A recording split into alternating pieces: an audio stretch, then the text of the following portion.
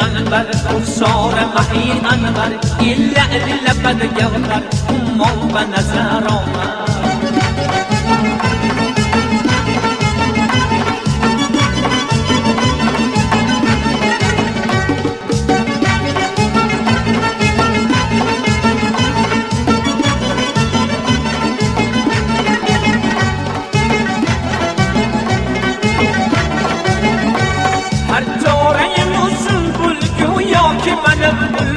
این باغ جنان را گل ریزمان به نظر آمد